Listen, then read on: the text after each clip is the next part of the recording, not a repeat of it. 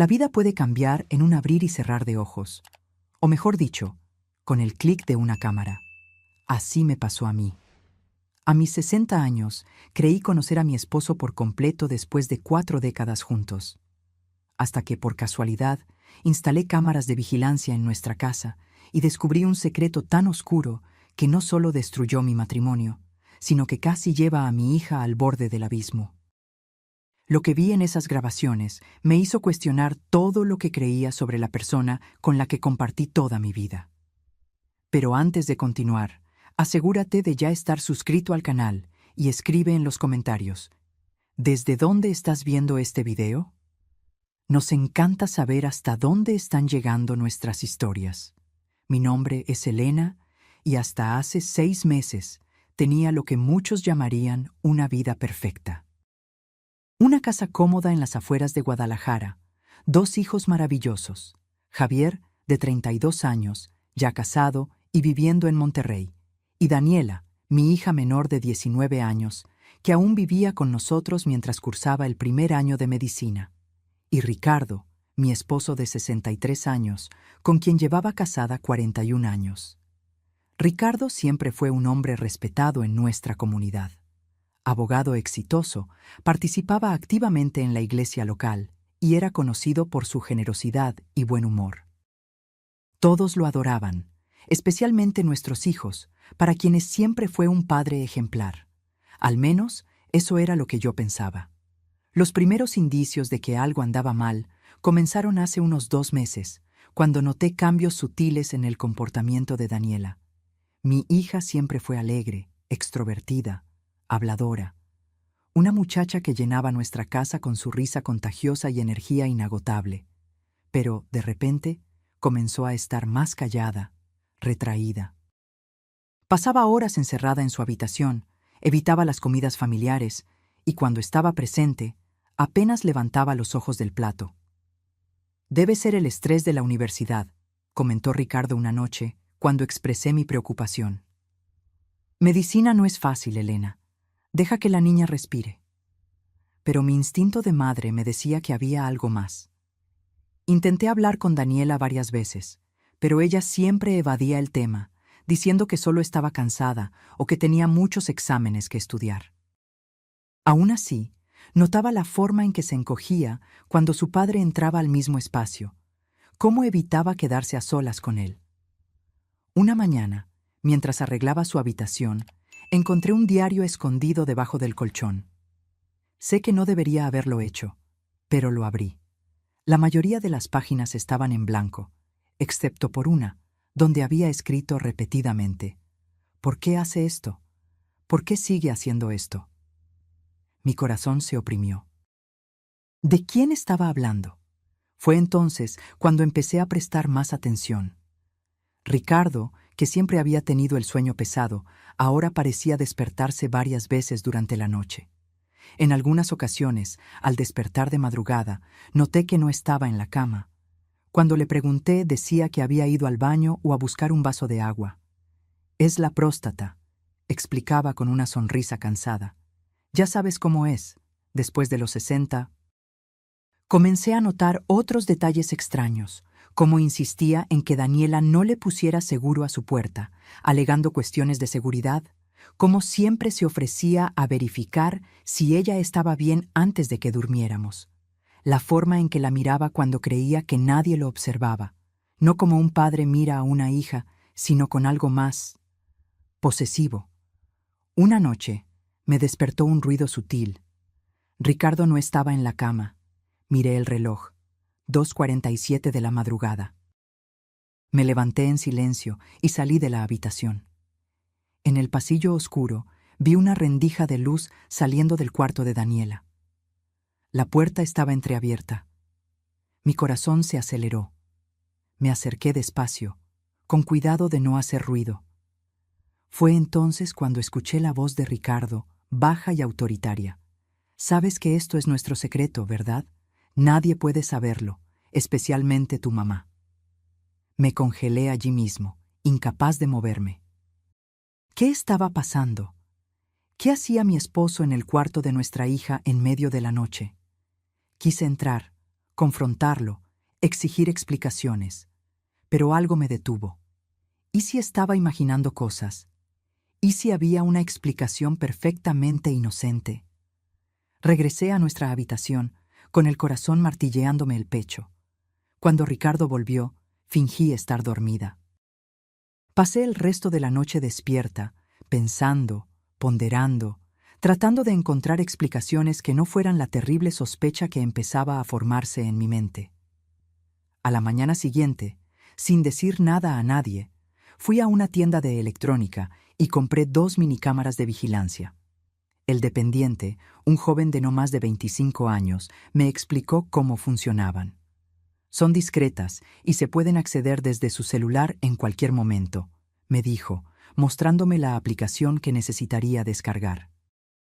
Perfectas para monitorear la casa cuando no esté o verificar si la niñera está tratando bien a los niños. Pero no estaba preocupada por ladrones o niñeras. Estaba preocupada por algo mucho más cercano, mucho más íntimo. Esa misma tarde, mientras Ricardo estaba en el trabajo y Daniela en la universidad, instalé las cámaras, una en su habitación, colocada discretamente en un estante entre libros, y otra en el pasillo, orientada hacia la puerta. Probé la aplicación en mi celular. Funcionaba perfectamente. Ahora solo quedaba esperar. Por la noche, después de que todos se fueron a dormir, me quedé despierta, con el celular escondido debajo de la almohada, esperando. Alrededor de las 2:30 de la mañana, sentí que Ricardo se movía a mi lado. Se levantó con cuidado, me miró para verificar si estaba dormida y salió de la habitación. Inmediatamente, tomé mi celular y abrí la aplicación de las cámaras. La imagen del pasillo mostró a Ricardo detenido frente a la puerta de Daniela. Se quedó allí por unos segundos, como si estuviera escuchando, antes de girar la manija lentamente y entrar. Cambié a la cámara de su habitación, con el dedo temblando sobre la pantalla. Lo que vi en los minutos siguientes destruyó mi mundo para siempre. Ricardo se acercó a la cama donde Daniela dormía. Se sentó en el borde y comenzó a acariciarle el cabello. Daniela se despertó asustada, pero no gritó. En cambio, se encogió, como si ya lo esperara, como si fuera una rutina terrible. Vi a mi esposo susurrar algo que no pude oír, mientras su mano se deslizaba debajo de la cobija de ella. No pude ver más. Con el corazón roto y una furia que nunca antes había sentido, salí de la cama. No me preocupé por ser silenciosa. Caminé por el pasillo a pasos firmes y abrí la puerta del cuarto de Daniela con un empujón violento. La escena que encontré confirmó mis peores temores. Ricardo estaba sentado en la cama de nuestra hija, con su mano aún debajo de la cobija, mientras Daniela estaba inmóvil, mirando al techo con los ojos vacíos, como si su mente se hubiera escapado lejos de allí. «¿Qué estás haciendo?», grité, con mi voz irreconocible incluso para mí misma. Ricardo saltó de la cama, con el rostro pálido como una hoja de papel. «Elena, no es lo que estás pensando. Daniela tuvo una pesadilla. Solo vine a ver si estaba bien». Pero yo sabía la verdad. Lo había visto con mis propios ojos, y ahora, al mirar el rostro de mi hija, esa expresión vacía, supe que no era la primera vez, que esto había estado sucediendo durante mucho tiempo, justo debajo de mis narices. «Sal de aquí», ordené, señalando la puerta. «Sal de este cuarto ahora mismo». Ricardo intentó acercarse a mí, pero retrocedí. «Elena, por favor, estás exagerando. Yo solo...» «Lo vi todo, Ricardo». Lo interrumpí, mostrándole mi celular con la grabación aún reproduciéndose. Instalé cámaras. Lo vi todo. Su rostro se transformó. El hombre amable y amoroso que creía conocer desapareció, revelando algo frío y calculador. Sin decir una palabra, salió de la habitación. Escuché sus pasos pesados por el pasillo, el portazo de nuestra habitación. Me volví hacia Daniela, que ahora estaba sentada en la cama, abrazando sus propias rodillas, temblando. Me senté a su lado y la abracé. No se resistió, no habló, solo dejó que la sostuviera mientras lágrimas silenciosas rodaban por su rostro. ¿Desde hace cuánto, hija?, pregunté, mi voz casi un susurro. Daniela respiró hondo, como si reuniera todo el coraje del mundo. Desde que tenía 14 años, mamá. Desde que me atrapó probándome un labial tuyo a escondidas. 5 años, 5 largos años que mi hija sufrió en silencio, mientras yo vivía en la ignorancia, creyendo en la perfección de nuestra familia. ¿Cómo pude no darme cuenta? ¿Cómo pude no protegerla?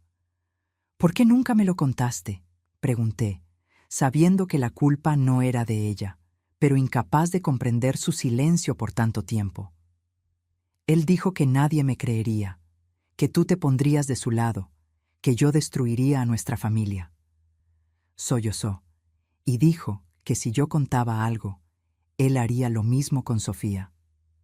Sofía era nuestra sobrina, hija de la hermana de Ricardo, una niña de apenas 12 años.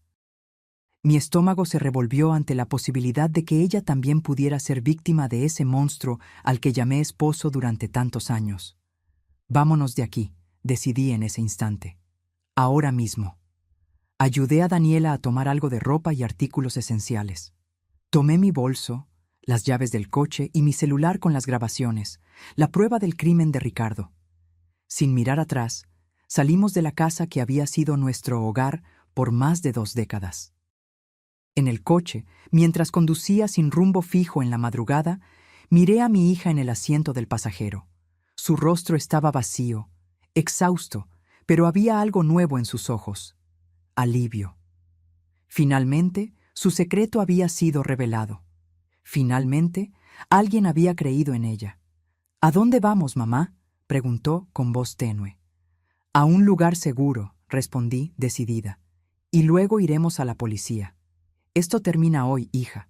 Te lo prometo. Mientras conducía por las calles desiertas de la ciudad, las lágrimas rodaban por mi rostro. ¿Cómo no me había dado cuenta? ¿Cómo no había visto las señales? La culpa me carcomía por dentro, pero sabía que no era momento de flaquear. Mi hija me necesitaba, más que nunca, y no la dejaría sola de nuevo. Conduje hasta la casa de mi hermana, Carmen, que vivía al otro lado de la ciudad. Era el único lugar que se me ocurrió en ese momento de desesperación. A pesar de que eran casi las 4 de la mañana, llamé a su celular mientras me estacionaba frente a su casa. «¿Elena? ¿Qué pasó?», contestó, con la voz pastosa por el sueño, pero ya alarmada por la hora inusual de la llamada. «Carmen, necesitamos quedarnos contigo. Es urgente. Estamos aquí enfrente».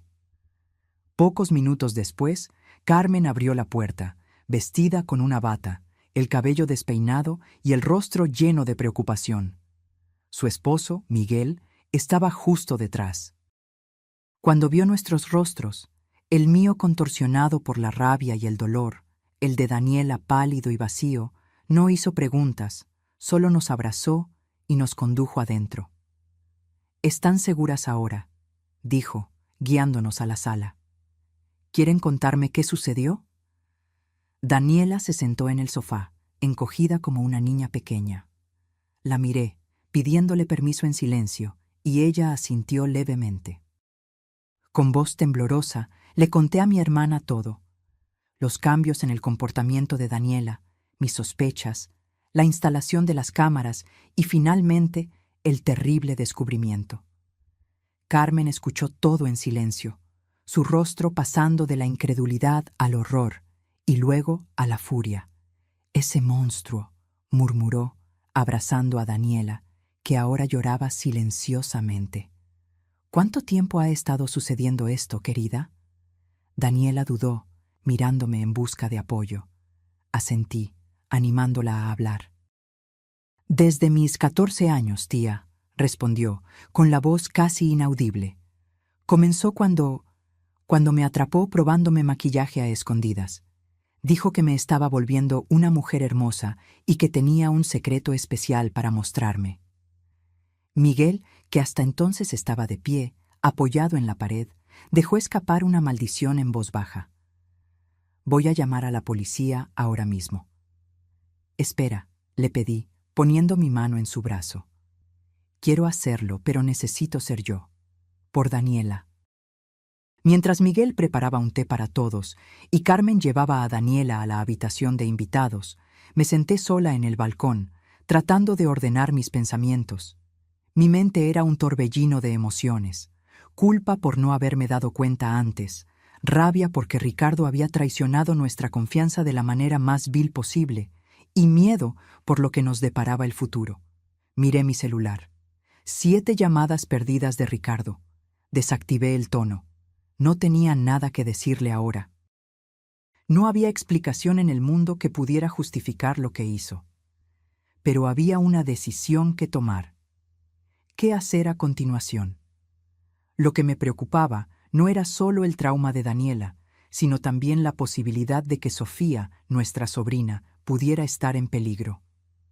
Si Ricardo era capaz de abusar de su propia hija, ¿qué le impediría hacer lo mismo con su sobrina? Cuando regresé adentro, Carmen estaba sentada junto a Daniela en el sofá, acariciándole el cabello mientras ella finalmente parecía relajarse un poco, agotada por la noche de revelaciones. ¿Estás segura de que quieres ir a la policía?, preguntó Carmen en voz baja. Daniela levantó los ojos, ahora secos pero determinados. Sí, no quiero que le haga esto a nadie más. Y creo que necesito esa justicia para seguir adelante. En ese momento, sentí un inmenso orgullo por la fuerza de mi hija. A pesar de todo el sufrimiento, estaba pensando en los demás, queriendo proteger a otras posibles víctimas. Entonces vamos, decidí. Mañana por la mañana iremos a la fiscalía especializada. Dormimos poco esa noche, o más bien, intentamos dormir. Me quedé en la misma habitación que Daniela, como cuando era pequeña y tenía miedo de las tormentas. Observé su sueño inquieto, interrumpido por pesadillas que la hacían moverse y murmurar palabras incomprensibles. ¿Cuánto dolor había cargado sola todos esos años? Por la mañana, después de un café silencioso, Carmen nos prestó ropa limpia a las 2 y Miguel se ofreció a llevarnos a la Fiscalía Especializada en Delitos contra las Mujeres. En el camino recibí una nueva andanada de llamadas de Ricardo. Esta vez contesté. ¿Dónde están?, exigió con la voz oscilando entre la preocupación y la irritación. Tomaste el coche y desapareciste en medio de la noche con Daniela. ¿Qué crees que estás haciendo? Vamos a la policía, Ricardo, respondí, sorprendentemente tranquila. Tengo las grabaciones. Vas a pagar por lo que le hiciste a nuestra hija. Hubo un momento de silencio al otro lado de la línea y luego su voz cambió, volviéndose casi suplicante. Elena, estás exagerando. No es lo que parece. Puedo explicarlo todo, pero no hagas esto, por el amor de Dios.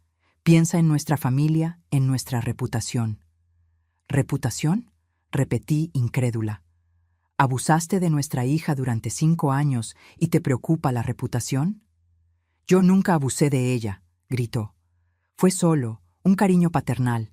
Estás interpretando todo mal, y Daniela está confundida. Siempre ha sido muy fantasiosa, lo sabes. Sentí que la rabia crecía dentro de mí. ¿Cómo se atrevía a sugerir que Daniela estaba inventando cosas? ¿Cómo se atrevía a intentar minimizar lo que había hecho? Lo vi con mis propios ojos, Ricardo. Está todo grabado. Y Daniela me contó todo. Todos esos años que tú... No tienes pruebas de nada, interrumpió con la voz ahora fría y calculadora. Es tu palabra y la de ella contra la mía. ¿A quién crees que le van a creer? ¿A un abogado respetado o a una niña problemática y a su madre histérica? Colgué el teléfono, temblando de furia. Miguel, que había oído parte de la conversación mientras conducía, apretó el volante con fuerza. Está mintiendo, dijo mi cuñado, tratando de calmarme. Tienes las grabaciones y tienes la palabra de Daniela. Pero, ¿y si tiene razón?, pregunté, con un nudo formándose en mi garganta. ¿Y si nadie nos cree? ¿Y si usa su influencia para salirse con la suya? Daniela, que estaba callada en el asiento trasero, se inclinó hacia adelante y tocó mi hombro. Mamá, no importa lo que pase. Lo importante es que tú me creíste. Me sacaste de allí. Eso ya significa todo. En la fiscalía, fuimos recibidas por una agente del Ministerio Público llamada Alicia, especializada en delitos contra personas vulnerables.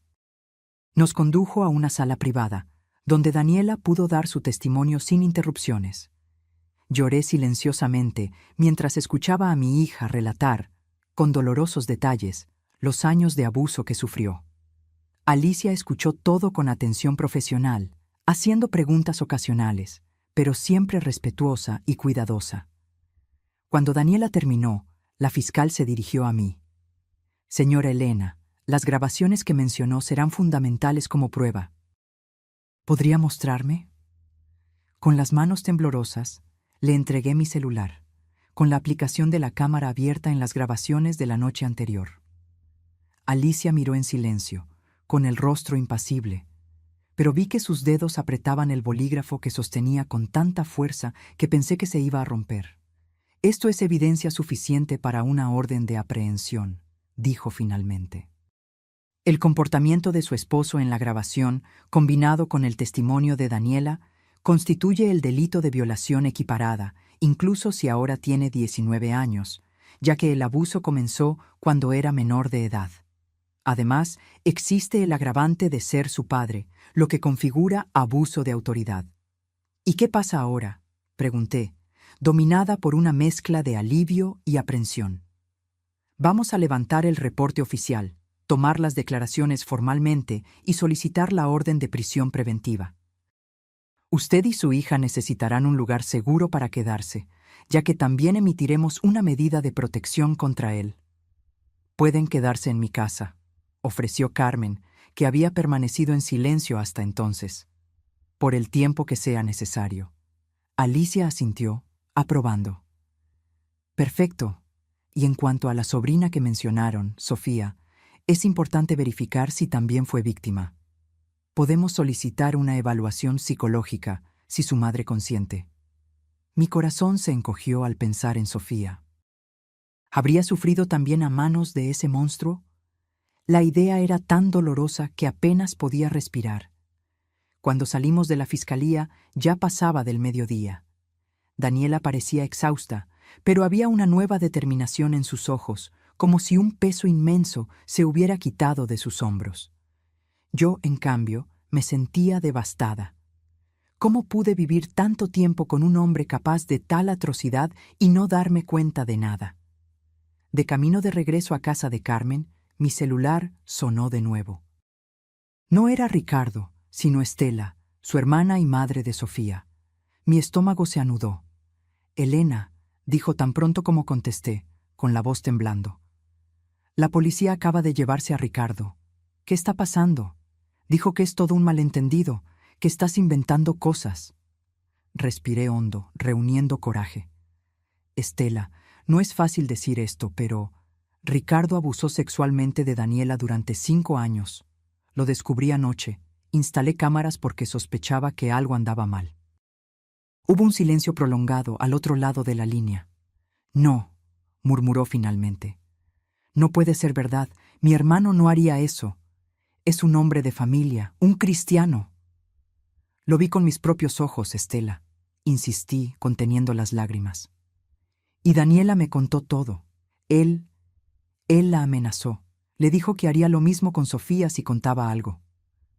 Otro silencio, y luego un sollozo ahogado.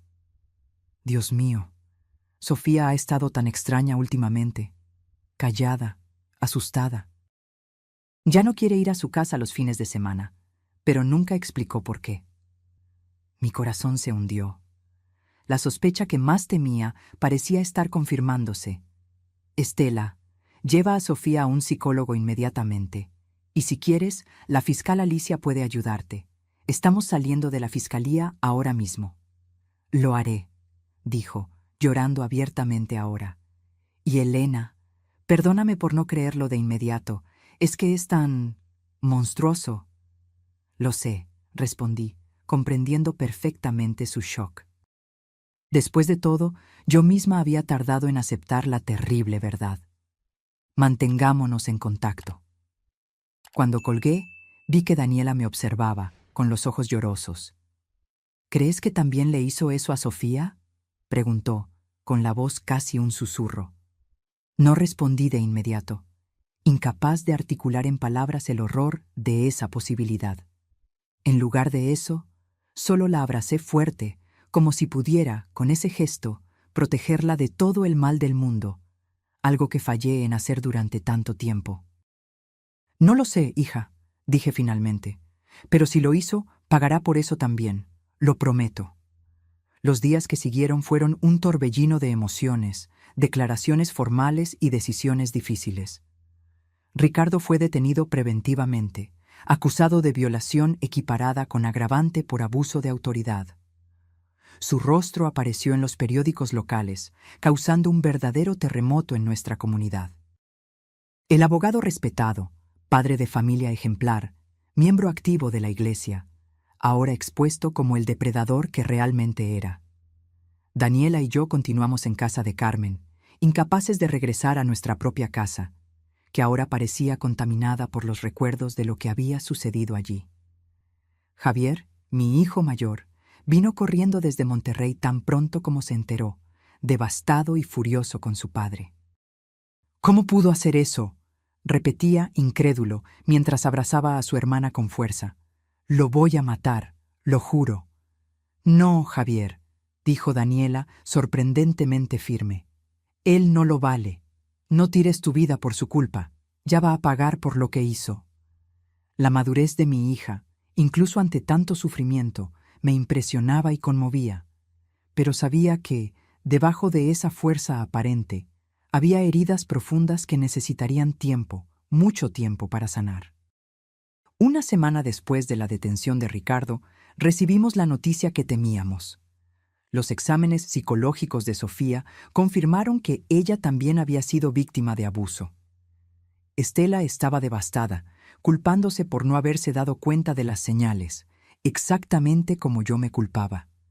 Fueron solo 2 veces, me contó por teléfono, con la voz embargada por el llanto. Cuando dejé que Sofía pasara el fin de semana en su casa, hace unos meses. Dijo que él entró en el cuarto de invitados durante la noche, diciendo que quería contarle un cuento para dormir, y luego... No pudo continuar, ahogada por el horror de la situación. No tenía palabras de consuelo. ¿Cómo podría tenerlas, cuando yo misma apenas podía procesar todo aquello? Sofía ahora también estaba en terapia, al igual que Daniela. Las 2 primas, unidas por un trauma terrible, encontraron en la otra un apoyo que nadie más podría ofrecer. Empezaron a hablar por videollamadas diarias, ayudándose mutuamente a enfrentar las pesadillas, los flashbacks, la culpa irracional que ambas sentían. Mientras tanto, yo intentaba reconstruir mi vida a partir de los escombros. Tuve que volver a nuestra casa para buscar más ropa y objetos personales. Carmen insistió en acompañarme, temiendo que Ricardo pudiera haber sido liberado o que yo tuviera algún tipo de colapso emocional al regresar a ese lugar. Entrar en esa casa fue como visitar la escena de un accidente trágico. Todo parecía igual, los mismos muebles, las mismas fotos en las paredes, el mismo olor familiar. Pero al mismo tiempo, todo estaba irremediablemente diferente. Cada rincón ahora estaba impregnado por el conocimiento de lo que había sucedido allí. En nuestro cuarto, no. En el cuarto que compartí con un monstruo, tomé solo lo esencial: ropa, documentos, algunas joyas que eran herencia familiar. No quería nada que me lo recordara. En la cómoda vi nuestra foto de boda, sonrisas congeladas en un momento que ahora parecía pertenecer a otra vida, a otras personas. ¿Cómo pude ser tan ciega?, le pregunté a Carmen mientras miraba esa foto. ¿Cómo no me di cuenta de lo que estaba pasando justo debajo de mis narices? Carmen puso su mano en mi hombro. No te culpes, Elena. Los abusadores son maestros en engañar, en crear fachadas perfectas. Ricardo nos engañó a todos, no solo a ti. Pero la culpa no me abandonaba. Todas las noches me despertaba sobresaltada, reviviendo en pesadillas el momento en que vi, a través de la cámara, a mi esposo abusando de nuestra hija. Y luego otros pensamientos invadían mi mente. ¿Cuántas veces pasó esto antes? ¿Qué más no vi? ¿Qué más no supe? 2 semanas después de la detención de Ricardo, su abogado presentó una solicitud de libertad condicional, alegando que no ofrecía peligro a la sociedad y que podría responder al proceso en libertad. Afortunadamente, el juez negó la solicitud, considerando la gravedad del crimen y el riesgo de intimidación a las víctimas. El día en que supimos de esa decisión, Daniela tuvo su primera crisis de ansiedad severa. Estaba en medio de una clase en la universidad cuando comenzó a sentir falta de aire, taquicardia, sudor frío. Pensando que estaba teniendo un ataque al corazón, sus compañeros la llevaron de urgencia a la sala de urgencias. Pensé que iba a morir, me contó después, aún temblando en la cama del hospital. Solo podía pensar en él, en lo que me hizo, y de repente no podía respirar. El médico explicó que era una manifestación física del trauma psicológico, algo común en víctimas de abuso. Recomendó que, además de la terapia, Daniela considerara tomar medicación para la ansiedad, al menos temporalmente. «No quiero medicinas», protestó cuando estábamos a solas. «No quiero sentirme drogada todo el tiempo». «Nadie te va a obligar a nada», le aseguré, acariciándole el cabello como hacía cuando era pequeña. «Pero piénsalo como una muleta temporal, algo para ayudarte mientras te estás curando. No es debilidad aceptar ayuda». Daniela asintió, demasiado cansada para discutir. En los días siguientes accedió a tomar la medicación prescrita y poco a poco las crisis de ansiedad comenzaron a disminuir en frecuencia e intensidad. Mientras tanto, el caso ganaba proporciones que nunca imaginé. Una reportera del periódico local descubrió la historia y publicó un artículo sobre el abogado respetado que abusaba de su hija. Aunque nuestros nombres no fueron divulgados directamente, la descripción era lo suficientemente específica como para que todos en nuestra comunidad supieran de quién se trataba. Los teléfonos no paraban de sonar. Amigos, vecinos, colegas de trabajo, todos queriendo confirmar si los rumores eran ciertos. Algunos ofrecían apoyo, otros solo curiosos por el escándalo. Desactivé mi celular y le pedí a Carmen que filtrara las llamadas en su casa. La iglesia a la que asistíamos nos contactó a través del sacerdote. Quería visitarnos para ofrecer consuelo espiritual. Rechacé educadamente. A pesar de mi fe, en ese momento no podía conciliar la imagen de un Dios amoroso con el horror que se había abatido sobre mi familia. ¿Cómo permitió Dios que esto sucediera? ¿Por qué no protegió a mi hija, una inocente? El proceso siguió su curso. El Ministerio Público presentó una denuncia contra Ricardo por violación equiparada con agravantes de violencia psicológica y abuso de autoridad, tanto en el caso de Daniela como en el de Sofía. La pena prevista podría alcanzar los 15 años de reclusión. La defensa de él insistía en la tesis de que todo no era más que un malentendido, que las imágenes de la cámara no mostraban explícitamente un acto sexual y que las niñas estaban confundidas o sugestionadas. Era una estrategia vil, pero predecible, intentar desacreditar a las víctimas, especialmente cuando son jóvenes. «Está diciendo que estamos mintiendo», lloró Daniela una noche, después de enterarse de los argumentos de la defensa. «Que estoy inventando todo esto».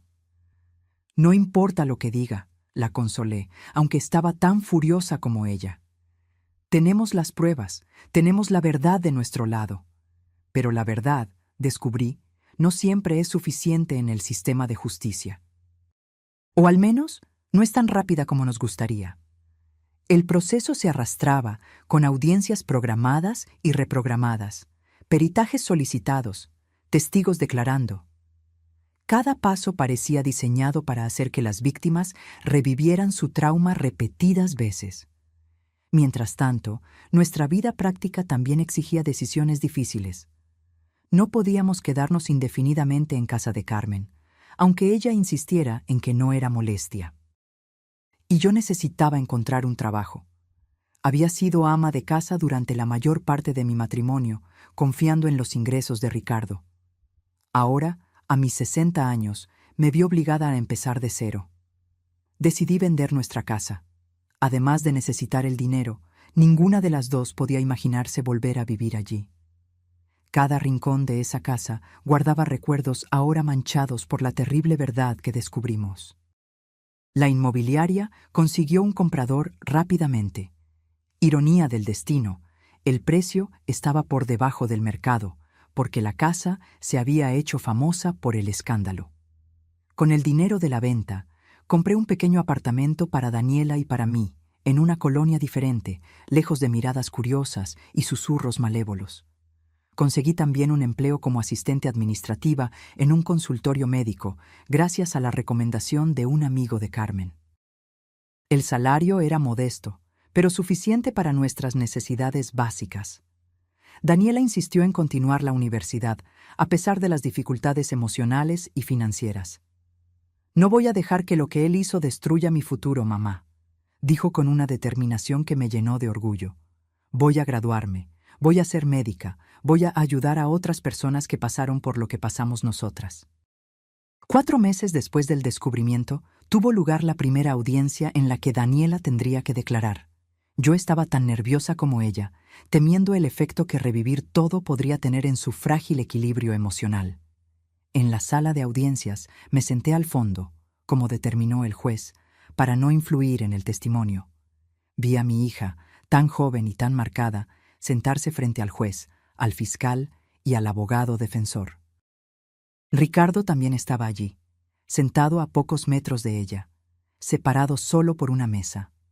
Fue la primera vez que lo vi desde aquella noche fatídica. Estaba más delgado, con ojeras profundas, el cabello canoso mal cuidado. Pero sus ojos eran los mismos, fríos, calculadores. Cuando me vio, esbozó una pequeña sonrisa, como si estuviéramos en un evento social cualquiera, como si no hubiera un abismo de horror entre nosotros. Daniela evitó mirarlo durante todo el testimonio. Con la voz temblorosa, pero decidida, contó todo, desde el primer episodio a los 14 años hasta las amenazas para mantener el silencio. El juez fue respetuoso y paciente, interrumpiendo siempre que el abogado defensor hacía preguntas capciosas o intentaba desacreditarla. El momento más difícil fue cuando el abogado de Ricardo le preguntó: si todo esto que alega era tan terrible, ¿por qué esperó 5 años para contarlo? ¿Por qué no buscó ayuda antes? Daniela respiró hondo, miró directamente al abogado y respondió: ¿sabe usted lo que es tener miedo todos los días de su vida?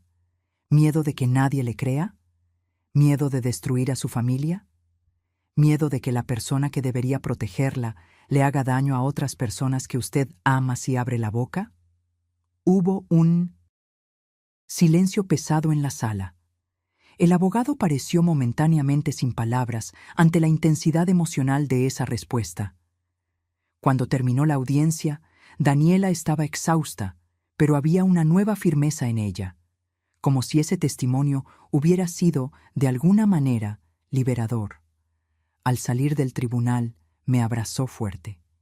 «Gracias por creerme, mamá», susurró. «Gracias por salvarme». Esas palabras me golpearon como una puñalada. Debí haberme dado cuenta antes. Debí haber protegido a mi hija desde el principio. La culpa era un peso constante que yo cargaba. No, hija, tú me salvaste a mí. Tuviste el coraje que yo no tuve. Esa noche, acostada en mi nueva cama, en mi nuevo apartamento, miré al techo, pensando en cómo la vida puede cambiar completamente en un abrir y cerrar de ojos. Cómo alguien que creíste conocer íntimamente puede esconder un monstruo dentro de sí. Cómo los cimientos de tu vida pueden desmoronarse, dejando solo escombros. Pero también pensé en cómo, incluso de los escombros, es posible comenzar a reconstruir, ladrillo a ladrillo, día tras día. La casa nunca sería la misma, las grietas siempre estarían allí, visibles u ocultas. Pero sería un refugio, un lugar para seguir viviendo. Con ese pensamiento me dormí, soñando no con el pasado que perdimos, sino con el futuro que estábamos, dolorosamente, comenzando a construir. 6 meses después del descubrimiento, recibí una llamada de la fiscal Alicia. Quería informarme que había surgido una tercera víctima, una expasante del bufete de Ricardo, que ahora, alentada por el coraje de Daniela, decidió también denunciarlo por acoso sexual cuando ella tenía apenas 17 años. Esto fortalece aún más el caso, explicó Alicia. Muestra un patrón de comportamiento, no un malentendido aislado como alega la defensa. Sentí una mezcla de alivio por tener más evidencias contra Ricardo y horror al pensar en cuántas otras víctimas podrían existir que aún no habían hablado. Mientras el proceso avanzaba, nuestras vidas se fueron adaptando a una nueva normalidad. Daniela continuaba en la universidad, ahora con el apoyo de una beca que la coordinación del curso consiguió para ella, considerando las circunstancias excepcionales. Yo me acostumbraba a mi nuevo trabajo, agradecida por la rutina que ayudaba a mantener mi mente ocupada. Javier regresó a Monterrey, pero llamaba casi a diario, preocupado por nosotras. Él también estaba lidiando con su propio trauma, el shock de descubrir que su padre, su modelo de hombre durante toda su vida, era en realidad un abusador. También comenzó a ir a terapia, tratando de procesar la rabia, la vergüenza y la culpa que sentía, aún siendo inocente en todo aquello. A veces me miro en el espejo y lo veo a él, confesó Javier una vez durante una videollamada. Y tengo miedo, mamá. Tengo miedo de haber heredado algo de él, algo malo. Tú no eres tu padre, le aseguré, deseando poder abrazarlo a través de la pantalla. Eres un hombre bueno, Javier. Lo que hizo tu padre no tiene nada que ver contigo. En nuestro nuevo apartamento, Daniela y yo desarrollamos nuevas rutinas, nuevos rituales para ayudarnos a seguir adelante. Cenábamos juntas todas las noches, hablando de nuestro día. Los fines de semana veíamos películas, caminábamos en el parque cercano o simplemente nos quedábamos en casa, leyendo o conversando. Eran momentos sencillos, pero preciosos, momentos de normalidad en medio del caos en el que se habían convertido nuestras vidas. La terapia ayudaba. Tanto Daniela como yo comenzamos a ver a la misma psicóloga, la doctora Isabel, aunque en horarios separados. La doctora Isabel nos ayudaba a procesar el trauma, la rabia, la culpa, a entender que no éramos responsables de los actos de Ricardo. Elena, me dijo durante una sesión, necesitas perdonarte. No había forma de que pudieras saber lo que estaba pasando. Pero debí haberme dado cuenta, insistí, con las lágrimas rodando libremente. ¿Qué clase de madre no se da cuenta cuando su hija está sufriendo? Una madre humana, respondió Isabel gentilmente. Una madre que confiaba en el hombre que eligió como compañero, como padre de sus hijos. Ricardo era manipulador, hábil para ocultar sus actos. Engañó no solo a ti, sino a toda la comunidad. Intelectualmente entendía lo que decía, pero emocionalmente la culpa persistía, una compañera constante, un peso que cargaba todos los días. 9 meses después de la denuncia, finalmente llegó el día del juicio. El caso había atraído considerable atención de los medios locales, en parte por la posición de Ricardo en la comunidad y en parte porque, desafortunadamente, los casos de abuso familiar rara vez llegan a los tribunales. La mayoría permanece oculta, protegida por el silencio de las víctimas y el tabú social. El tribunal estaba lleno. De un lado, yo, Daniela, Javier, Carmen y su familia, además de Estela y Sofía. Del otro, algunos amigos y parientes de Ricardo, que insistían en su inocencia, convencidos de que todo no era más que un complot contra un hombre de bien. Ricardo entró escoltado, vistiendo un traje impecable, como en los tiempos en que iba a trabajar a su bufete de abogados. Intentó parecer digno, confiado, pero sus ojos traicionaban su nerviosismo.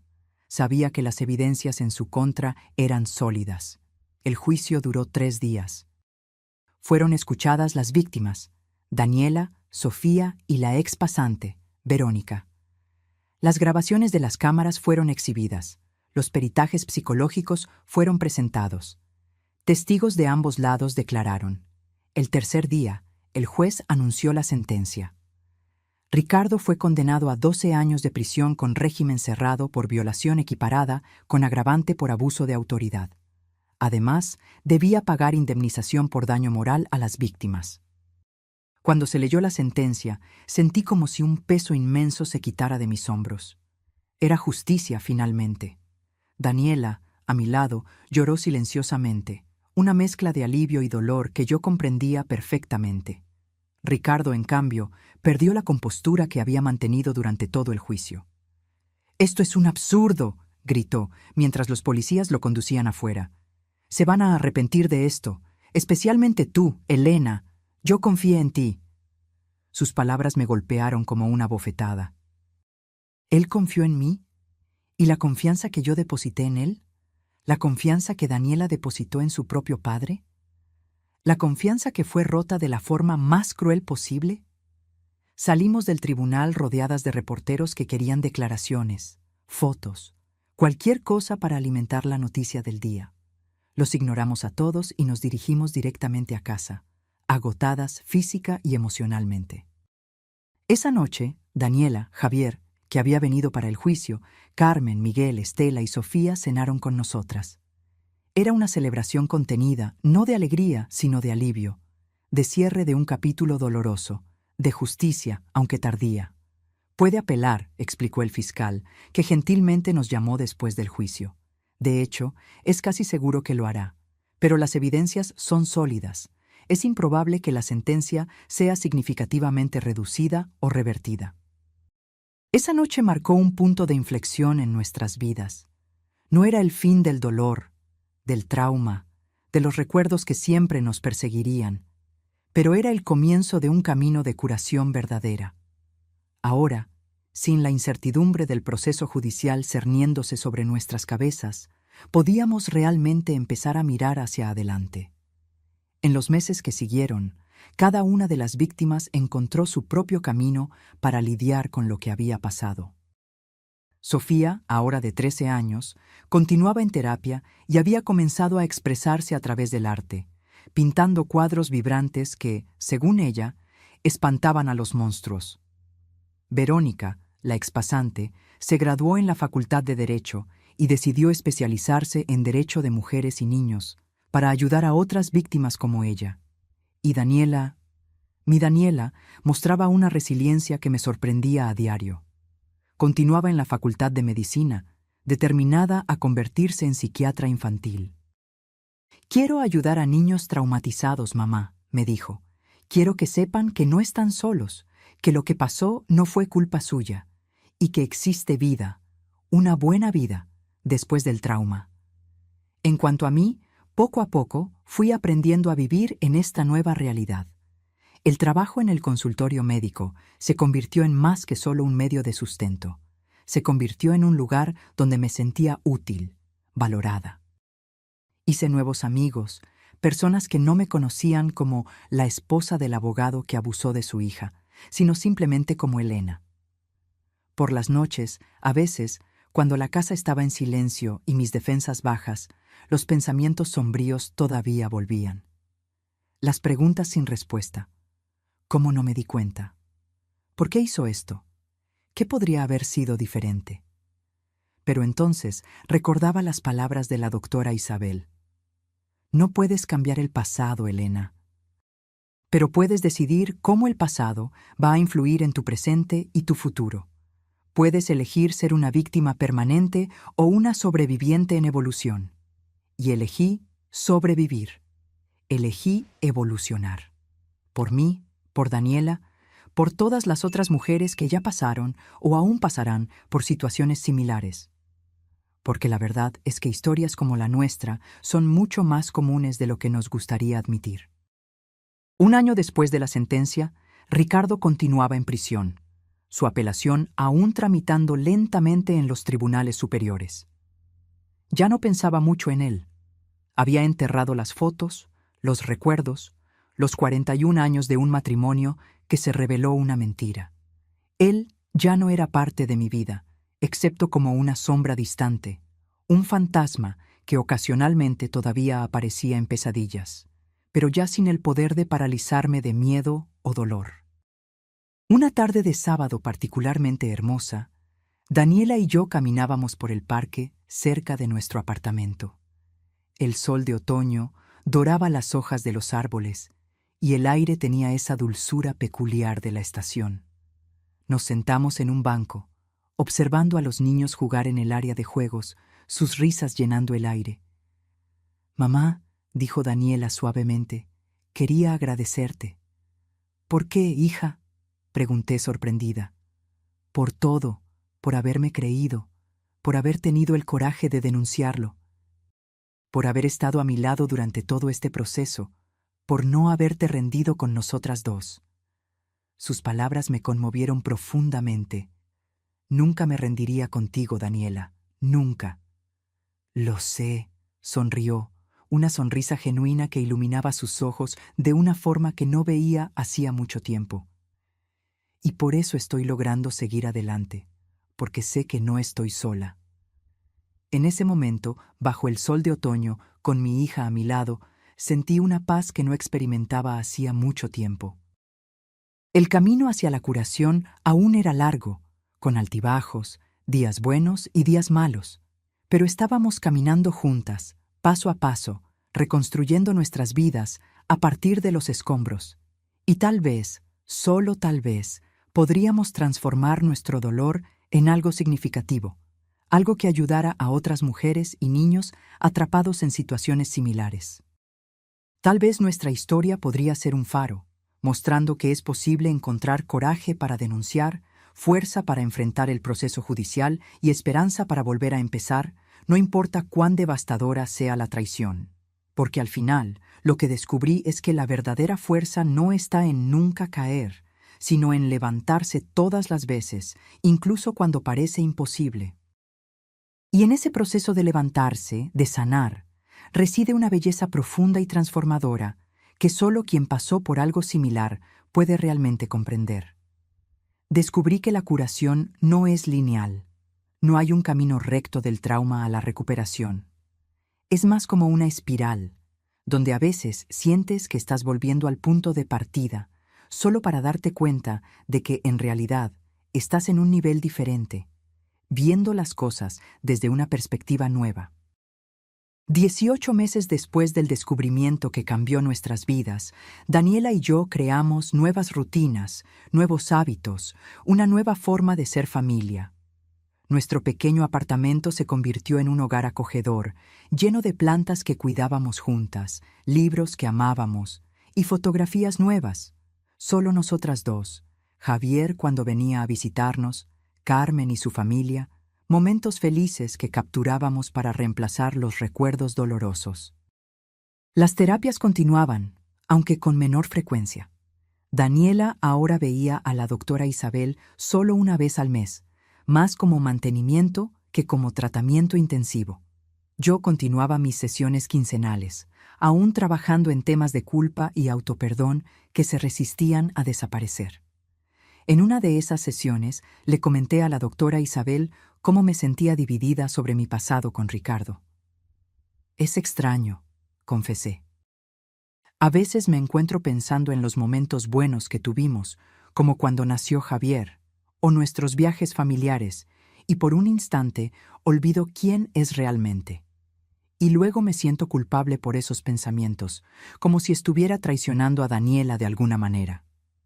Isabel me miró con esa comprensión serena que siempre me calmaba. «Elena, pasaste 41 años con ese hombre. Es natural que existan recuerdos positivos. Aceptar que hubo momentos buenos no significa perdonar o minimizar los actos horribles que cometió. Es solo reconocer la complejidad de la situación y la dualidad que existe en muchos abusadores». ¿Dualidad? Sí. Ricardo no era solo un monstruo las 24 horas del día, los 7 días de la semana. Si lo fuera, habría sido descubierto mucho antes. Era un profesional respetado, un miembro activo de la iglesia, un vecino servicial, y también era un abusador. Esa capacidad de mantener una fachada normal o incluso ejemplar, es precisamente lo que permite que muchos abusadores permanezcan ocultos durante tanto tiempo. Sus palabras tenían sentido, aunque todavía era difícil conciliar esas dos versiones del hombre con el que compartí mi vida. ¿Y cómo le explico esto a Daniela?, pregunté preocupada. ¿Cómo le digo que todavía tengo recuerdos positivos del hombre que la hirió tanto? No tienes que decírselo. A menos que ella pregunte o que el tema surja naturalmente. Daniela está procesando su propio trauma, a su propia manera. Puede que tenga sentimientos similares y también esté luchando por conciliarlos. Era verdad. A pesar de todo, Daniela ocasionalmente mencionaba recuerdos de la infancia que involucraban a su padre de manera neutral o incluso positiva. ¿Recuerdas cuando papá nos llevó a ese campamento?, preguntó una vez. O, creo que heredé el gusto por la música clásica de papá. Esas pequeñas menciones mostraban que, al igual que yo, ella estaba tratando de integrar todas las partes de su historia, sin negar ninguna de ellas. El segundo año de la Facultad de Medicina de Daniela estaba llegando a su fin, y ahora salía con Arturo, un compañero de curso que conoció en las clases de anatomía. Era su primera relación seria desde que todo sucedió, y yo podía ver lo nerviosa que estaba por ello. ¿Y si no puedo, mamá?, me preguntó una noche, mientras preparábamos la cena. ¿Y si lo que me pasó me ha roto para siempre?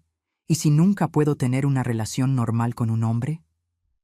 No estás rota, hija, respondí, dejando caer el cuchillo con el que cortaba los vegetales para abrazarla. Estás herida, y las heridas pueden sanar. Llevará tiempo, paciencia.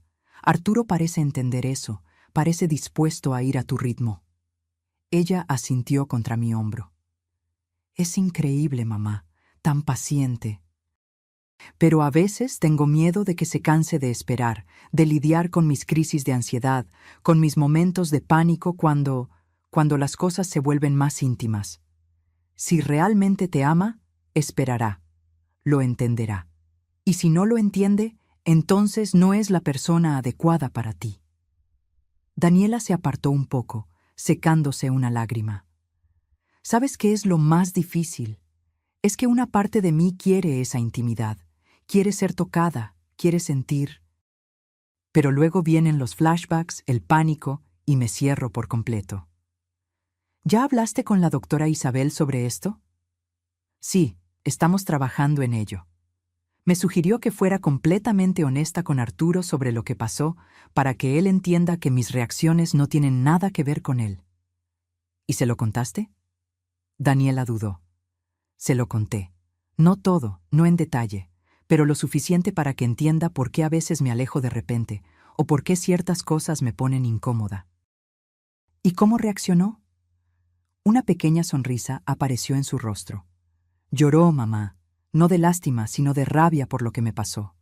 Y luego me dijo que iría a mi ritmo, que nunca haría nada que me incomodara y que podríamos construir nuestra intimidad poco a poco, de la manera que fuera segura para mí.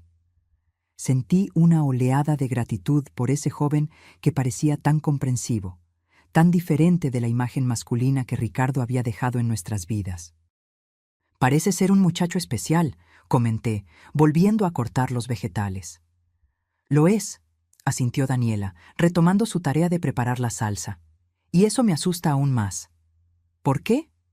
Porque ahora tengo algo que perder, alguien que realmente se preocupa por mí, que me acepta como soy. ¿Y si nunca logro superar esto por completo?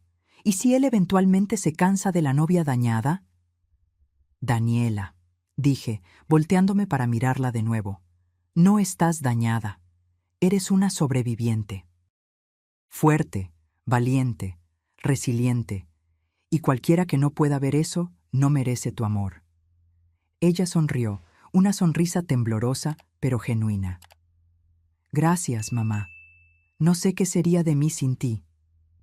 Mientras terminábamos de preparar la cena, pensé en cómo nuestras conversaciones habían cambiado en los últimos meses. Ahora podíamos hablar sobre lo que pasó sin que dominara por completo nuestras vidas. Era solo una parte de nuestra historia, no la historia completa. Al día siguiente, recibí una llamada inesperada. Era Estela, la hermana de Ricardo y madre de Sofía. No habíamos hablado en un tiempo, aunque manteníamos contacto ocasional, principalmente por las niñas. Elena, dijo, con la voz tensa, Ricardo está solicitando libertad condicional. Su abogado argumenta que ya cumplió 1/3 de la pena, tiene buen comportamiento y no ofrece peligro a la sociedad. Sentí que se me helaba la sangre. Pero, ¿eso es posible? ¿Después de todo lo que hizo? Aparentemente sí. El sistema tiene esas lagunas. Respiró hondo. Estoy llamando porque vamos a necesitarlas de nuevo. Tú, yo, las niñas. Para testificar, para mostrarle al juez que todavía representa un peligro. Cerré los ojos, tratando de procesar este nuevo giro. Cuando pensé que finalmente podíamos seguir adelante, allí estaba Ricardo de nuevo, infiltrándose en nuestras vidas, obligándonos a revivir todo. ¿Cuándo es la audiencia? Pregunté resignada. Dentro de 3 semanas. Ya contacté al fiscal que llevó el caso. Dijo que las posibilidades son bajas, considerando la gravedad del crimen, pero no inexistentes. A Daniela no le va a gustar esto, murmuré, más para mí misma que para Estela. A Sofía tampoco, asintió. Pero son fuertes, Elena, más fuertes de lo que imaginamos. Después de colgar, me quedé sentada en la cocina, mirando a la nada, tratando de decidir cómo darle esta noticia a Daniela. Le estaba yendo tan bien, había vuelto a sonreír, a hacer planes, a vivir. Y ahora esto. Decidí esperar hasta la cena, cuando ambas estuviéramos relajadas. Preparé su plato favorito, lasaña de berenjena, y compré un buen vino para acompañar, algo que rara vez hacíamos. ¿Cuál es la ocasión especial?, preguntó al ver la mesa puesta con tanto cuidado. Ninguna en particular, respondí, tratando de sonreír. Solo pensé que merecíamos una cena especial. Pero Daniela me conocía demasiado bien. Mamá, ¿qué está pasando? Tienes esa arruga de preocupación entre las cejas. Suspiré, dándome cuenta de que no podría ocultar el tema por mucho tiempo. Tu tía Estela llamó hoy. Inmediatamente vi que el cuerpo de Daniela se tensaba. Y tu padre está solicitando libertad condicional. Habrá una audiencia en 3 semanas. Daniela se quedó inmóvil, con el tenedor a medio camino de su boca. Lentamente lo bajó, lo puso en el plato y luego preguntó con una calma sorprendente. ¿Puede lograrlo? Estela dijo que las posibilidades son bajas, pero existen. El fiscal cree que si testificamos de nuevo, mostrando cómo todavía estamos afectadas, eso podría ayudar a que se mantenga la negativa. Daniela se quedó en silencio por un largo momento, mirando su plato intacto. Entonces, para mi sorpresa, levantó el rostro con una determinación que me recordó dolorosamente la expresión de Javier, irónicamente, del propio Ricardo en sus momentos más decididos. Voy a testificar, dijo Daniela con firmeza. No voy a permitir que salga antes de tiempo y potencialmente le haga a otra persona lo que me hizo a mí. Si tengo que revivir todo esto para mantenerlo lejos de las calles, que así sea. Miré a mi hija, admirada por su fuerza. No era la reacción que esperaba. Pensé que se sentiría devastada, asustada, tal vez incluso se negaría a participar. En cambio, allí estaba ella, decidida a enfrentar al monstruo una vez más. ¿Estás segura, hija? No será fácil verlo de nuevo, tener que hablar de todo otra vez. Nada de esto es fácil, mamá, respondió, tomando su tenedor de nuevo. Pero sobreviví al abuso, sobreviví al juicio, sobreviviré a esto también. En las semanas previas a la audiencia, noté un cambio en Daniela. Se volvió más introspectiva, pasaba más tiempo estudiando, como si intentara mantener su mente ocupada. A veces la escuchaba llorar bajito en su cuarto, pero cuando aparecía para el desayuno, siempre tenía una sonrisa determinada en el rostro. Arturo fue un apoyo fundamental en este período. Venía a cenar con nosotras con frecuencia. Traía pequeños regalos para animar a Daniela. Un libro que había mencionado querer leer. chocolates de la pastelería que adoraba, flores del jardín de su madre. Parecía entender exactamente cuándo ella necesitaba espacio y cuándo necesitaba compañía. Una noche, mientras lavábamos los platos después de que Daniela se fue a acostar temprano, cansada tras un largo día de estudios, Arturo me hizo una pregunta que me tomó por sorpresa. «Doña Elena, ¿cree que Daniela podrá manejar esto? ¿Ver a su papá de nuevo? ¿Tener que hablar de todo otra vez?» Me sequé las manos en el paño de cocina, pensativa. Daniela es más fuerte de lo que aparenta, Arturo. Siempre lo ha sido. Incluso cuando era pequeña, enfrentaba sus miedos con una valentía que me impresionaba. Sé que es fuerte, asintió, guardando los platos en el armario. Pero también sé que tiene pesadillas casi todas las noches. Que a veces, cuando estamos viendo una película y aparece una escena de un padre con su hija, se pone tensa, distante, que todavía toma medicamentos para poder dormir. Lo miré con nueva apreciación. Este joven realmente conocía a mi hija, realmente se preocupaba. Me preocupa que esta audiencia pueda hacerla retroceder, continuó. Que todos los progresos que ha hecho en los últimos meses puedan ser anulados. A mí también me preocupa, admití. Pero conociendo a Daniela como la conozco, sé que no podría vivir en paz si no hiciera todo lo posible para mantener a Ricardo en prisión, donde merece estar. Arturo asintió, comprendiendo. Solo quiero que sepa que no está sola en esto, que estoy aquí para lo que necesite. Ella lo sabe, respondí, poniendo mi mano en su hombro, y eso hace toda la diferencia. La víspera de la audiencia, Daniela y yo recibimos una visita inesperada. Sofía y Estela. Habían venido a la ciudad un día antes, para que pudiéramos ir juntas al tribunal al día siguiente. Sofía, ahora con casi 14 años, parecía mayor de su edad. Sus ojos llevaban una seriedad, una conciencia que las niñas de su edad rara vez tienen. Pero cuando vio a Daniela, su rostro se iluminó. Las dos primas se abrazaron largamente, como guerreras que compartían el mismo campo de batalla, el mismo dolor, la misma lucha. «¿Cómo estás?», preguntó Daniela, sosteniendo las manos de Sofía. «Nerviosa», respondió Sofía honestamente. «No quiero verlo de nuevo, pero mamá explicó que es importante que estemos allí».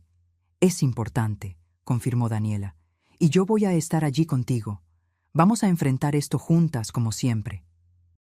Esa noche fue extraña, una mezcla de tensión y una especie de compañerismo que solo aquellos que compartieron traumas similares pueden comprender. Preparé una cena para las 4 y luego las niñas se fueron al cuarto de Daniela, donde conversaron durante horas a puerta cerrada. Estela y yo nos quedamos en la sala, bebiendo té, intercambiando noticias, evitando el tema principal hasta que no pudimos ignorarlo más.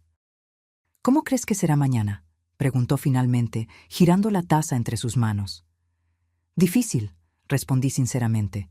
«Ver a Ricardo de nuevo, escuchar sus argumentos, sus excusas. Pero creo que estamos preparadas, o tan preparadas como podemos estar». Estela asintió con la mirada perdida en algún punto de la pared. «A veces todavía no puedo creerlo. Mi propio hermano, ¿cómo no me di cuenta?». Era la misma pregunta que me hacía a mí misma incontables veces. ¿Cómo no nos dimos cuenta? ¿Cómo dejamos que esto sucediera? Era muy bueno escondiendo, respondí, repentinamente cansada. Muy bueno manteniendo las apariencias. Aún así, insistió, mirándome ahora. Debí haber notado algo, alguna señal. Yo era su esposa, Estela. Dormía en la misma cama que él todas las noches, y no me di cuenta de nada. La culpa no es nuestra, es de él, solo de él. Ella suspiró, pareciendo momentáneamente aliviada por escuchar esas palabras, aunque su mirada aún mostraba que no creía totalmente en ellas. Yo la entendía. Yo misma todavía luchaba por creerlo. A la mañana siguiente, nos arreglamos en silencio. Daniela eligió ropa formal pero cómoda. Pantalón de vestir negro, camisa blanca y un blazer sencillo. Sofía, siguiendo su ejemplo, se puso algo similar. Parecían mayores, más serias, como si hubieran dejado atrás cualquier rastro de juventud despreocupada. El tribunal estaba casi vacío cuando llegamos, solo algunas personas dispersas en los bancos. El fiscal que conocíamos del caso original, el abogado de Ricardo, algunos oficiales de justicia. Y luego, escoltado por guardias, Ricardo entró. Parecía diferente, más delgado, el cabello completamente canoso ahora, la piel con un tono grisáceo, típico de quien pasa mucho tiempo sin ver el sol. Pero sus ojos seguían siendo los mismos, fríos, calculadores, observadores. Cuando nos vio, algo brilló en esos ojos. ¿Rabia? ¿Resentimiento? No podía hablarnos directamente, pero su mirada lo decía todo. Nos culpaba. Nos odiaba por haber expuesto sus crímenes, por haber destruido su vida perfecta. Daniela apretó mi mano con tanta fuerza que casi me dolió. Del otro lado, Sofía se acercó más a su madre, como si buscara protección. La audiencia comenzó. El abogado de Ricardo presentó argumentos elaborados sobre su buen comportamiento en prisión, sobre cómo participaba en programas de rehabilitación, cómo se había convertido en un hombre transformado. Habló sobre la edad avanzada de Ricardo, sobre sus problemas de salud, sobre cómo ya no representaba peligro alguno para la sociedad. Todo estaba tan bien ensayado, tan convincente para quien no conocía la verdadera naturaleza de Ricardo. Miré a mi alrededor, temiendo ver a la gente creyendo en esa farsa, pero el juez, un hombre de mediana edad con mirada severa, parecía impasible. Luego fue nuestro turno. El fiscal nos llamó una a una para testificar. Primero Estela, luego yo, luego Sofía y finalmente Daniela.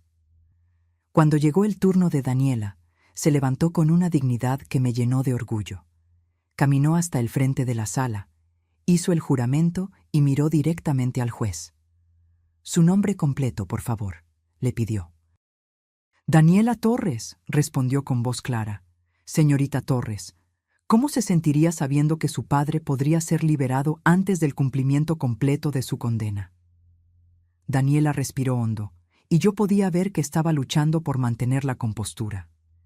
«Me sentiría aterrorizada, señoría, no solo por mí, sino por cualquier joven que se cruzara en su camino. ¿Podría explicar mejor? Mi padre, Ricardo, abusó de mí durante 5 años. 5 años en los que viví con miedo constante, en los que dudé de mi propia cordura, en los que creí que de alguna manera era mi culpa. Y cuando finalmente todo salió a la luz, cuando fue encarcelado, fue como si finalmente pudiera respirar de nuevo.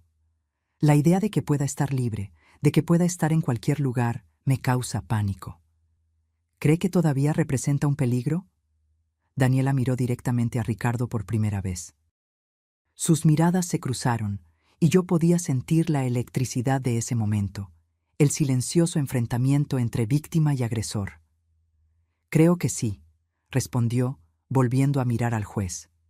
«Mi padre nunca admitió lo que hizo, nunca se arrepintió. Hasta hoy insiste en que fue un malentendido, que estamos exagerando. Alguien que no reconoce el mal que causó está condenado a repetir ese mal». El abogado de Ricardo intentó desacreditarla con preguntas capciosas, intentó hacerla parecer emocionalmente inestable o vengativa. Pero Daniela se mantuvo firme, respondiendo con una claridad y una convicción que claramente impresionaron al juez. Cuando terminó la audiencia, el juez anunció que necesitaría tiempo para evaluar todos los testimonios y evidencias antes de tomar una decisión. Marcó una nueva reunión para 2 semanas después, cuando anunciaría su veredicto. Salimos del tribunal agotadas, emocionalmente drenadas, pero de alguna manera aliviadas. Habíamos dicho lo que se tenía que decir. Ahora solo quedaba esperar. De camino de regreso a casa, en el coche, Sofía se durmió en el asiento trasero, con la cabeza apoyada en el hombro de Estela. Daniela miraba por la ventana, perdida en sus pensamientos. «Estuviste increíble allí dentro», le dije suavemente, sin querer despertar a Sofía. «Tan fuerte, tan clara». Daniela se giró hacia mí con una pequeña sonrisa. No me sentí fuerte. Estaba temblando por dentro. «Pero no dejaste que lo viera. No dejaste que tuviera ningún poder sobre ti». Ella asintió lentamente. Cuando lo miré, pasó algo extraño. Esperaba sentir miedo o rabia o asco, pero ¿sabes qué sentí? Lástima. ¿Lástima? Repetí, sorprendida. Sí, se ve tan pequeño ahora, tan patético. Un viejo amargado que arruinó su propia vida, que perdió todo, familia, carrera, reputación, porque no pudo controlar sus impulsos más bajos. ¿Qué clase de vida es esa? Reflexioné sobre sus palabras. Tenía razón. Ricardo, que un día pareció tan poderoso, tan invencible, ahora no era más que una sombra, un hombre roto por sus propios actos monstruosos. Eso no significa que quiera que salga de prisión, agregó Daniela rápidamente. Tiene que pagar por lo que hizo. Pero me di cuenta de que ya no necesito temerle. Ya no tiene poder sobre mí. Esas palabras me conmovieron profundamente. Mi hija, que había pasado por un infierno a manos de ese hombre, ahora estaba encontrando una forma de liberación que iba más allá de la justicia legal. Se estaba liberando emocionalmente, rompiendo las cadenas invisibles que aún la unían a su agresor. Las 2 semanas de espera por la decisión del juez fueron extrañas. Por un lado, estábamos ansiosas, preocupadas por la posibilidad de que Ricardo fuera liberado. Por otro, había una nueva sensación de paz, especialmente en Daniela, como si el enfrentamiento directo con Ricardo en el tribunal hubiera exorcizado algún demonio interior. Volvió a concentrarse en sus estudios, en las salidas con Arturo, en su rutina normal. Sus pesadillas disminuyeron. Parecía más ligera, más presente. Una noche, aproximadamente una semana después de la audiencia, mientras veíamos una película en la sala, Daniela de repente pausó la televisión y se giró hacia mí. «Mamá, estoy pensando en ofrecerme como voluntaria para un proyecto». «¿Qué tipo de proyecto?», pregunté, curiosa por su expresión determinada. «Es un programa en el hospital universitario para apoyar a víctimas de abuso sexual. Necesitan estudiantes de medicina para ayudar en las atenciones iniciales, para crear un ambiente más acogedor para las víctimas cuando llegan al hospital». Sentí un nudo en el pecho. Era un paso tan valiente, tan significativo. «¿Crees que estás lista para eso? Puede ser emocionalmente agotador». «Creo que sí», respondió pensativa. «De hecho, creo que es exactamente lo que necesito hacer. Usar mi experiencia para ayudar a otras personas que están pasando por lo mismo que yo. Darle sentido a todo esto, ¿sabes?». Lo entendí perfectamente. Daniela estaba transformando su dolor en propósito, su experiencia traumática en una herramienta para el bien. Era una forma de curación, de transmutación. «Me parece una idea maravillosa», respondí, sosteniendo su mano. «Vas a ser increíble en eso». Ella sonrió, esa sonrisa genuina que tanto amaba ver. «Gracias, mamá, por todo». La noche anterior a la decisión del juez, recibí una llamada inesperada. Era Verónica, la ex pasante que también había sido víctima de Ricardo. No habíamos hablado en un tiempo. «Elena», dijo con la voz tensa, «escuché que mañana sale la decisión sobre la libertad condicional. ¿Estarán allí?». «Sí, las 4», respondí. «¿Tú también irás?». «Sí, no testifiqué esta vez, pero quiero estar presente. Quiero que vea que ninguna de nosotras ha olvidado, que ninguna de nosotras va a permitir que se salga con la suya». Agradecí su solidaridad y después de colgar, le conté a Daniela sobre la llamada. «Es bueno saber que no estamos solas en esta lucha», comentó, preparándose para dormir, «que existe una red de apoyo, de personas que se preocupan». «Nunca estuvimos solas, hija», respondí, besando su frente como hacía cuando era pequeña. «Y nunca lo estaremos». Al día siguiente, el tribunal estaba más lleno. Además de nosotras 4 y Verónica, había otras personas que reconocí de la comunidad, algunas reporteras de periódicos locales, e incluso el sacerdote de la iglesia a la que asistíamos, que vino a mostrar apoyo. Ricardo fue traído por los guardias, luciendo más nervioso que en la audiencia anterior. Intentó mantener la expresión confiada, pero sus ojos traicionaban su ansiedad. El juez entró, Todos se levantaron, y luego vino el momento que tanto temíamos y esperábamos. Después de considerar cuidadosamente todos los testimonios, peritajes y evidencias presentadas, comenzó el juez. Este tribunal decide negar la solicitud de libertad condicional al acusado Ricardo Torres. Un suspiro colectivo de alivio recorrió nuestro pequeño grupo. Daniela apretó mi mano, sus ojos brillando con lágrimas contenidas. Este tribunal considera que, dada la gravedad de los crímenes cometidos, el acusado debe cumplir al menos 2/3 de su pena antes de que se considere cualquier nueva solicitud de libertad condicional. Además, ordeno el mantenimiento de la orden de restricción que prohíbe al acusado acercarse o contactar, directa o indirectamente, a cualquiera de las víctimas. Ricardo bajó la cabeza, claramente derrotado. Su abogado le susurró algo al oído, probablemente sobre la posibilidad de apelación, pero en ese momento, la victoria era nuestra.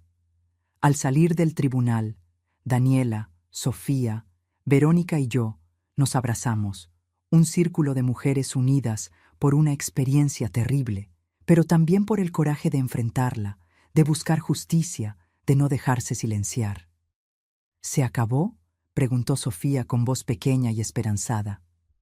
Por ahora sí, respondió Daniela, abrazando a su prima por los hombros. E incluso si lo intenta de nuevo en el futuro, estaremos listas. Siempre lo estaremos. Regresamos a casa en un ambiente de celebración contenida.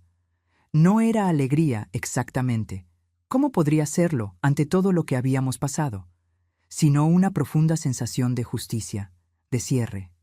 Esa noche, cuando finalmente estuvimos solas de nuevo, Daniela y yo nos sentamos en el pequeño balcón de nuestro apartamento, observando las estrellas que salpicaban el cielo oscuro. «Sabes, mamá», dijo después de un largo silencio cómodo, «creo que realmente estamos volviendo a empezar ahora». «¿Cómo así?» Hasta hoy parecía que solo estábamos tratando de sobrevivir, tratando de no hundirnos. Pero ahora siento que realmente podemos vivir, construir algo nuevo, algo mejor. Miré a mi hija, iluminada por la suave luz de la luna, y vi no solo a la niña que siempre amé, sino a la mujer fuerte en la que se estaba transformando, una sobreviviente, una guerrera, una sanadora. Tienes razón, asentí. Ya no somos solo sobrevivientes, somos renacidas. Ella sonrió, recostando la cabeza en mi hombro como hacía de niña. Me gusta eso, renacidas, como un fénix de las cenizas. Y así, bajo el manto estrellado de esa noche, 2 fénix compartían un momento de paz, de esperanza, de posibilidades.